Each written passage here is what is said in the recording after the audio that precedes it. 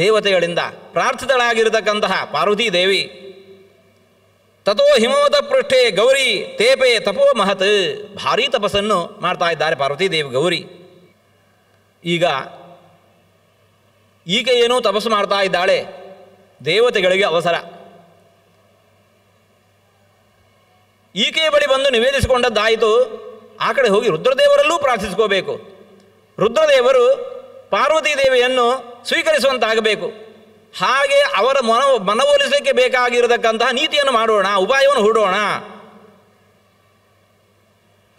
ಹೀಗೆ ವಿಚಾರ ವಿಮರ್ಶೆ ಮಾಡಿಕೊಂಡಾಗ ಬೃಹಸ್ಪತ್ಯಾಚಾರ್ಯರು ಅಂತ ಇದ್ದಾರೆ,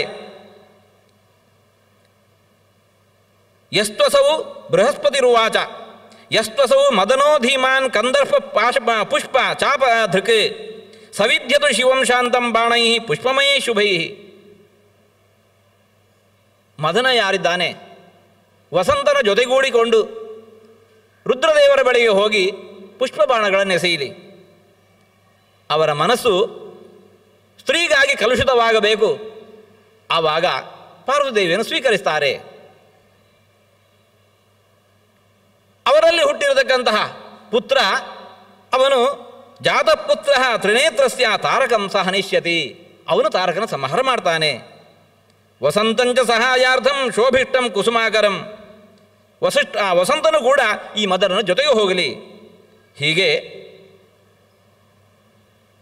ದೇವತೆಗಳೆಲ್ಲ ಸೇರಿ ಅವರನ್ನು ವಸಂತನನ್ನು ಮದನನನ್ನು ಕಳುಹಿಸಿಕೊಟ್ಟಿದ್ದಾರೆ. ಮದನ ಹಾಗೆ ಉದ್ಯುಕ್ತನಾದ ರತೀದೇವಿಯ ಜೊತೆಗೂಡಿಕೊಂಡು ವಸಂತನನ್ನು ಜೊತೆಗೆ ಕೂಡಿಕೊಂಡು ತನ್ನ ಪುಷ್ಪ ಬಾಣಗಳನ್ನು ರುದ್ರದೇವರ ಮೇಲೆ ಎಸೆದ. ಸಂದೇಹಿಸಿಕೊಂಡೇ ಹೋಗ್ತಾ ಇದ್ದಾನೆ ಮದನ. ಯಾವಾಗ ರುದ್ರದೇವರ ಮೇಲೆ ಬಾಣಪ್ರಯೋಗ ಮಾಡಿದ, ತೇನಾಸೌ ಚಾಗ್ನೇತ್ರೇಣ ಭಸ್ಮಶೇಷ ಸದಾಕೃತಃ, ರುದ್ರದೇವರು ಕುಪಿತರಾಗಿ ತಮ್ಮ ಮೂರನೇ ಕಣ್ಣನ್ನು ಅಗ್ನಿನೇತ್ರವನ್ನು ತೆರೆದರೂ ದೇವತೆಗಳು ನೋಡ್ತಾ ಇರುವಂತೆ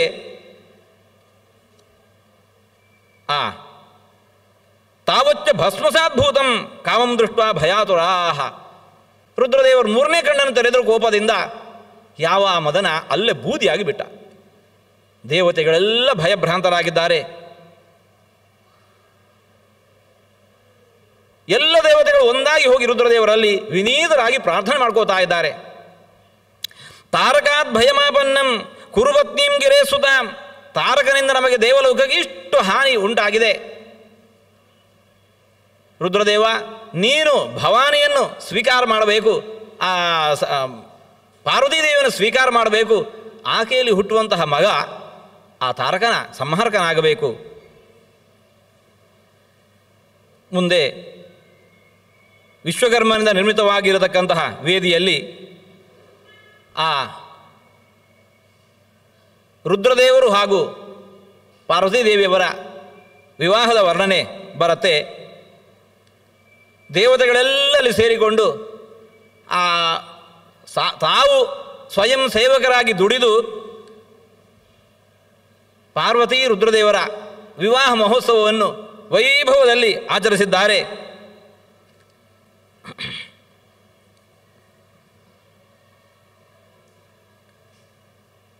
ಆ ಹೊತ್ತಿಗೆ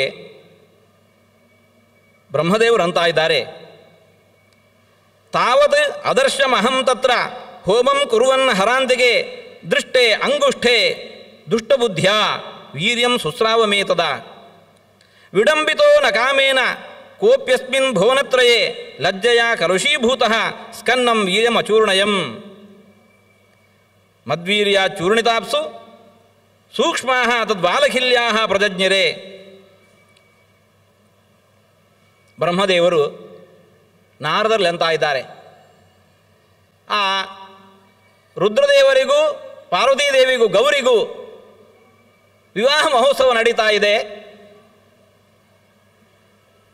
ಬ್ರಹ್ಮದೇವರು ಆ ಗೌರಿಯ ಅಂಗುಷ್ಠವನ್ನು ದರ್ಶನ ಮಾಡಿದರಂತೆ, ಕಾಲ ಅಂಗುಷ್ಠವನ್ನು ದರ್ಶನ ಮಾಡಿದರು. ಅಷ್ಟರಿಂದಲೇ ಅವರ ರೇತಸ್ಸು ಸ್ಖಲಿತವಾಗಿದೆ. ಬ್ರಹ್ಮದೇವರು ಲಜ್ಜೆಯಿಂದ ಆ ವೀರ್ಯವನ್ನಲ್ಲೇ ಕಾಲಿಂದ ಹೊಸಕ್ಕೆ ಹಾಕ್ತಾ ಇದ್ದಾರೆ. ಅಮೋಘವಾದ ರೇತಸ್ಸು. ಅಲ್ಲಿಂದ ವಾಲಖಿಲ್ಯರೆನ್ನತಕ್ಕಂತಹ ಅನೇಕ ಋಷಿಗಳು ಹುಟ್ಟಿ ಬಂದಿದ್ದಾರೆ. ಬ್ರಹ್ಮದೇವರು ಅಂದುಕೊಂಡರು, ನನ್ನಿಂದಲೂ ಒಂದು ಪಾಪ ಸಂಘಟಿತವಾಯಿತು, ಆ ಪಾಪವನ್ನು ತೊಳ್ಕೊಳ್ಬೇಕು ಅಂತ ಹೇಳಿಕೊಂಡು ವಿಚಾರ ಮಾಡಿದಾಗ ರುದ್ರದೇವರು ಸಮಸ್ತ ಭೂಮಿಯನ್ನು ಕಮಂಡಲವನ್ನಾಗಿ ಮಾಡಿ ಅಲ್ಲಿರತಕ್ಕಂತಹ ಸಮಸ್ತ ತೀರ್ಥಗಳನ್ನು ಅದರ ಸಾರ ಭಾಗವನ್ನು ಸಂಗ್ರಹಿಸಿ ಬ್ರಹ್ಮದೇವರಿಗೆ ಕಮಂಡಲುವಿನಲ್ಲಿ ಆ ಜಲವನ್ನು ನೀಡಿದ್ದಾರೆ.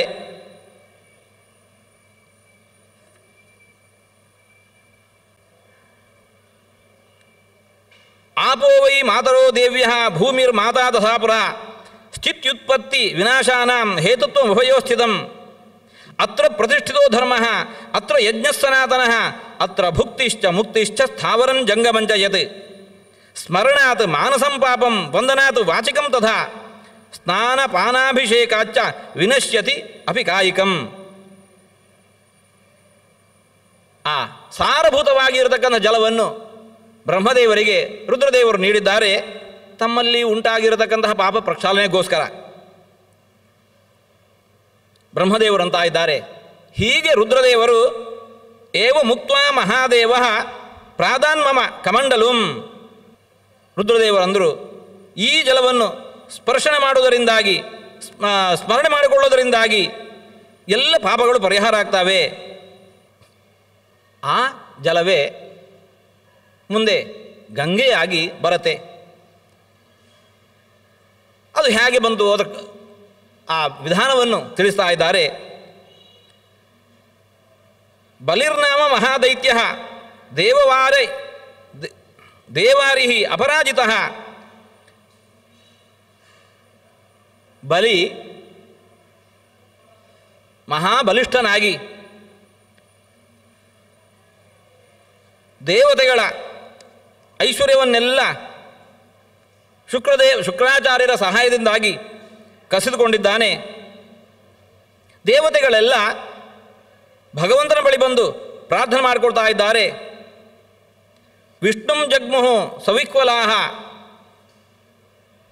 ಮತ್ತೆ ಪುನಃ ದೇವತೆಗಳು ಮಹಾವಿಷ್ಣುವಲ್ಲಿ ಪ್ರಾರ್ಥನೆ ಮಾಡ್ಕೋತಾ ಇದ್ದಾರೆ. ತ್ವದೇಕ ಶರಣಾಸ್ತಂತಹ ಕಥಂ ದೈತ್ಯಂ ನಮೇಮಹಿ. ಏನಾಗಿದೆ ಇವರ ಸ್ಥಿತಿ? ನಾವು ಸಾತ್ವಿಕರು ಸದಾ ಭಗವಂತನನ್ನು ನಮಿಸ್ತಾ ಇರುವವರು. ಇವತ್ತು ಬಲಿಯ ಸಾಹಸ ಎಷ್ಟರ ಮಟ್ಟಿಗೆ ಮೀರಿದೆ ಅಂತಂದರೆ ನಾವೆಲ್ಲ ಅವನಿಗೆ ಇವತ್ತು ಶರಣು ಬರಬೇಕಾಗಿದೆ, ಅವನನ್ನು ನಮಸ್ಕಾರ ಮಾಡಬೇಕಾಗಿದೆ, ಅವನನ್ನು ನಮಿಸಬೇಕಾಗಿದೆ. ಸ್ರಷ್ಟಾತ್ವಂ ಬ್ರಹ್ಮಮೂರ್ತಿಯಾತು ವಿಷ್ಣುಮೂರ್ತಿಯಾತು ರಕ್ಷಸಿ. ಭಗವಂತ ನೀನು ಸೃಷ್ಟಿಕರ್ತನಿದ್ದಿ. ಬ್ರಹ್ಮನೊಳಗೆ ಬ್ರಹ್ಮಣಿ ಬ್ರಹ್ಮರೂಪೋಸವು ಶಿವರೂಪಿ ಶಿವೇ ಸ್ಥಿತಃ. ಬ್ರಹ್ಮನೊಳಗೆ ಬ್ರಹ್ಮರೂಪದಿಂದ ಇದ್ದುಕೊಂಡು ನೀನು ಸೃಷ್ಟಿಯನ್ನು ಮಾಡ್ತಾ ಇದ್ದಿ, ಸ್ವಯಂ ನೀನು ಪರಿಪಾಲನೆ ಮಾಡ್ತಾ ಇದ್ದಿ. ರುದ್ರದೇವರೊಳಗೆ ರುದ್ರರೂಪದಿಂದ ನಿಂತುಕೊಂಡು ಲಯವನ್ನು ಮಾಡ್ತಾ ಇದ್ದಿ. ಅಂತಹ ನೀನು ನಮಗೆ ಸದಾಕಾಲವೂ ಕೂಡ ಆಶ್ರಯನಿದ್ದಿ. ಇಂತಹ ನಿನ್ನನ್ನು ಸದಾ ನಮಸ್ಕರಿಸ್ತಾ ಇರುವಂತಹ ನಾವು ಇವತ್ತು ಹೋಗಿ ಆ ಬಲಿಯನ್ನು ನಾವು ಹೇಗೆ ನಮಸ್ಕಾರ ಮಾಡೋಣ? ಪರಮಾತ್ಮ ಅಂತ ಇದ್ದಾನೆ. ಆ ಬಲಿ ಯಾರಿದ್ದಾನೆ ಅವನು ನನ್ನ ಭಕ್ತನೇ ಇದ್ದಾನೆ.